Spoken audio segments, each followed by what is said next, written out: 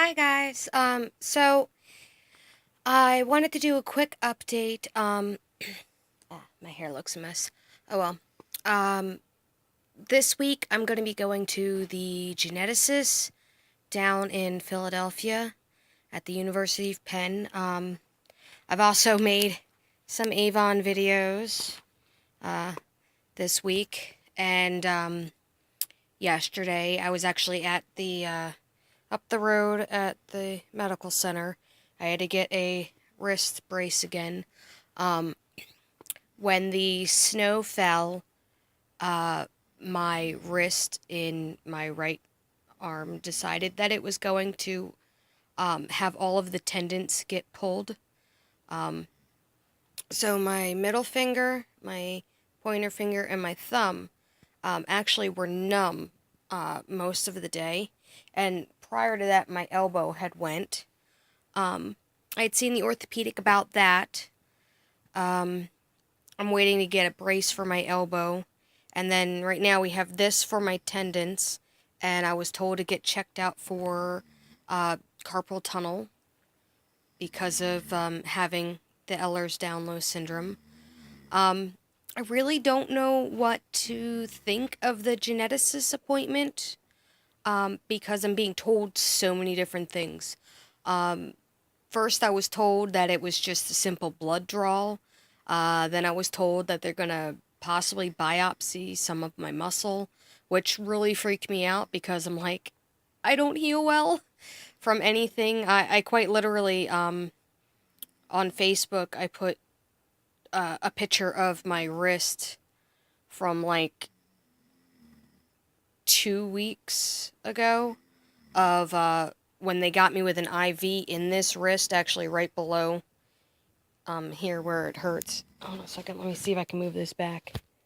Okay, if you see the little blue thing right there, just go to the bottom of that, and that's where they got me with the needle for an IV. That was very, very uncomfortable. It hurt like crazy. I never want to get a needle there again. Um, and then the hospital again asked me if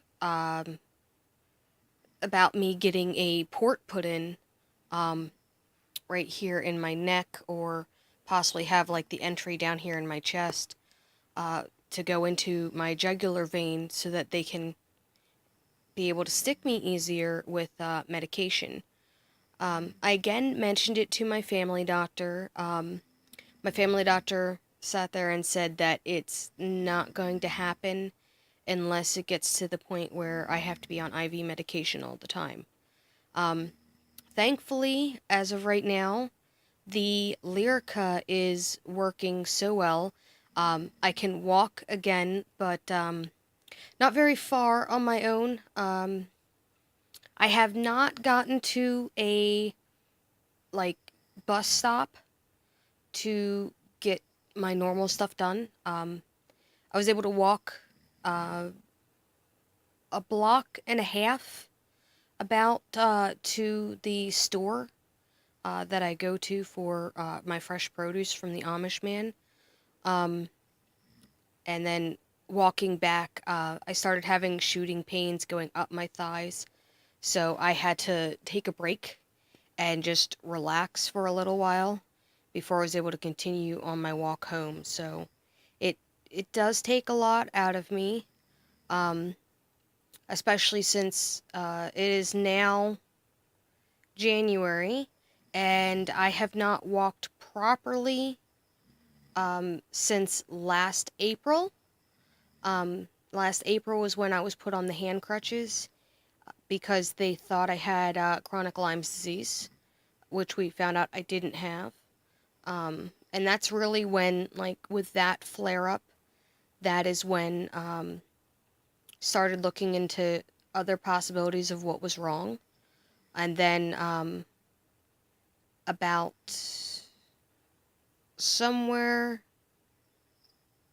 towards the end of summer, um, this past summer, is when my femur dislocated from my hip and my knee, and the lower part of my leg was left dangling.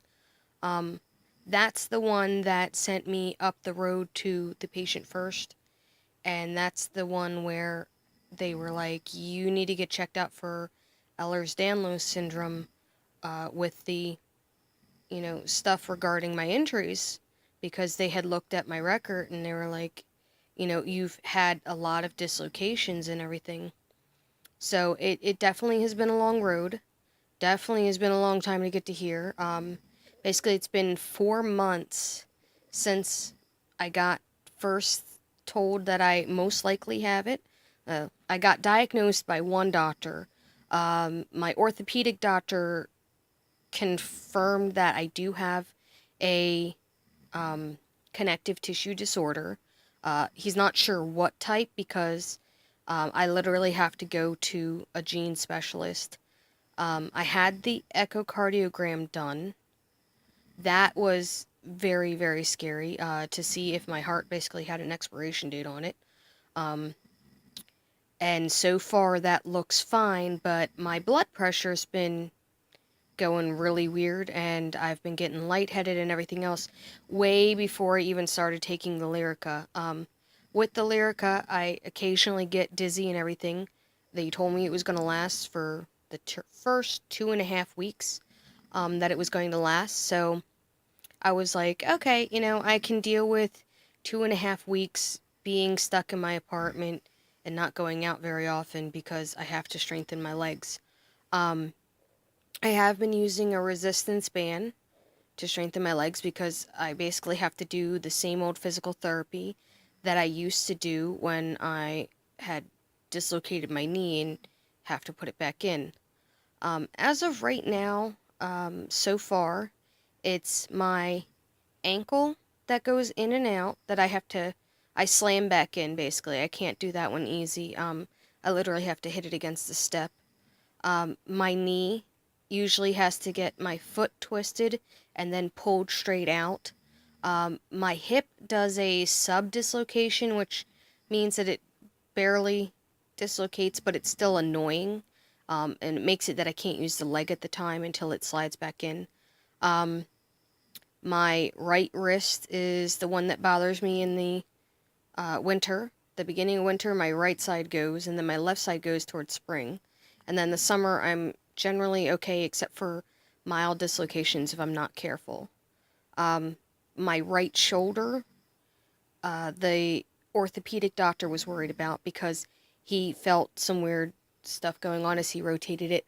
My right elbow, that one is the one that continually makes clicking noises throughout the day. I actually decided one day to keep count, and I just kind of got sick of it after I got over 150 clicks in a day. I just got sick of trying to keep count.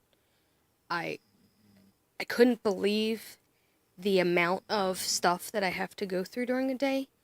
Um, my neck still does the sub dislocations, and thankfully, because of the way I was raised, where we had to like carry books on our heads and all that stuff to be proper, my spine is not messed up yet. I do occasionally will have to wear the neck brace. I have it on a couple other videos.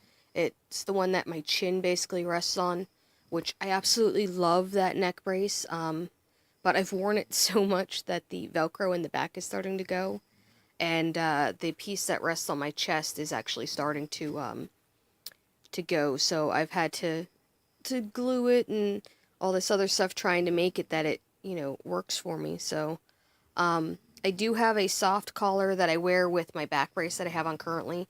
You can see the buckle for it right here. This is the buckle to keep it attached up here further so that it can go for my full back. The back brace actually goes from a little bit up into my neck, completely down into my hips. That one, the medical supplier didn't exactly like come out and do a whole demo with me on how to get this to work to relieve my pain. So it's basically been a guessing game on what works. and what doesn't work. So I go on what feels okay. I have gotten x-rays of my back this year. Well, since basically September, I've gotten five.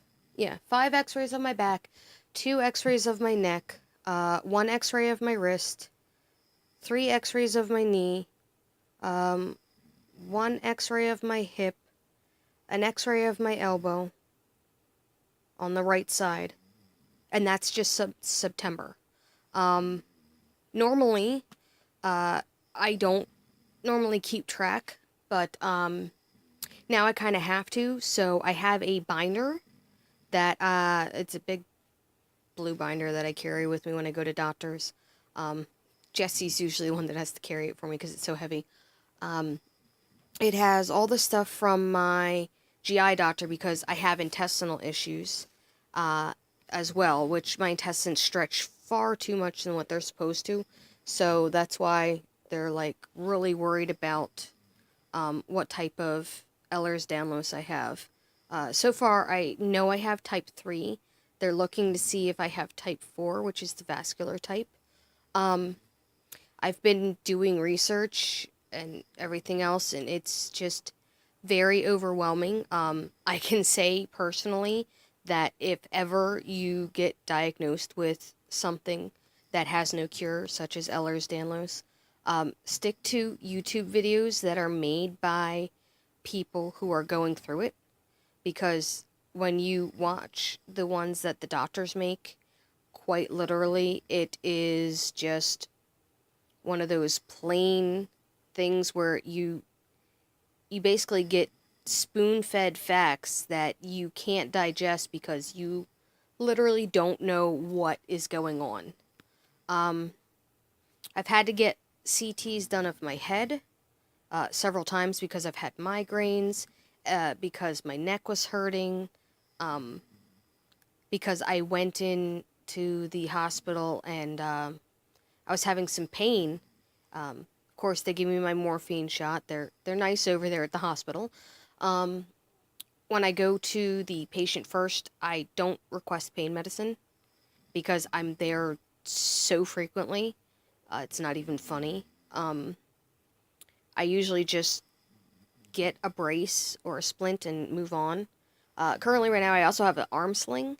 I'm supposed to use that whenever my arm gets really tired and it starts to swell, because you can see on my finger braces, my ring finger right here actually will start to really swell if my hand's down too low. So I generally have to go by what my fingers say with the braces on them and see how I feel. I've had to soak my hands the past few days because of the snow. Every time it snows, apparently my body doesn't like it. So at some point in time in my life, I am going to go to a place where there's no snow and rain, because snow and rain are not my friends.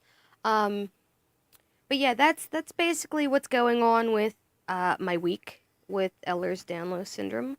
I'm probably going to make a video sometime after I'm done at the geneticist next week, because I want to be able to explain what exactly happens at a geneticist appointment, what exactly the insurance company does, whether they approve stuff right away or you have to wait and then go back and all this other stuff. So I'm just trying to figure out, what I'm supposed to do. It's gotten to the point since April that I end up in a wheelchair, not able to, walk really good at all. I have fallen down a flight of steps trying to get out of the apartment a couple times. I've gotten hurt at the orthopedic doctor. He was messing with my shoulder and it literally popped out in his hand. Yesterday at the doctor for this wrist, the kind of ER doctor type of thing that they have over there, he went to touch my wrist and it dislocated in his hand. which he kind of jumped back from, and I'm like, oh, sorry, it just kind of happens. So it's one of those things you learn as you go. Unfortunately, nobody has a clear-cut view of what to do when you have Ehlers-Danlos syndrome. Um, it has no cure, obviously. It's very hard to figure out who has it and who doesn't. So far in the United States, there has been major controversy about what genetic strand shows the hypermobility type. Because as of right now in the United States, there's currently a debate on finding the genotype for hypermobility. In the UK, they've kind of narrowed it down, but they're not saying that they completely have it. Also in the UK, they have two different classifications. One is just hypermobility, and then one is EDS with hypermobility. So it gets a little confusing. I've seen a lot of stuff that goes on with how differently people treat you when you have an invisible illness. Um, I've seen people kind of look at me really funny when I have to get going places because I actually have to wear a mask because I have breathing problems, um, which are evident in a lot of stuff. Well, there's outside air versus in my apartment air is quite different. In my apartment, I have to have heated air.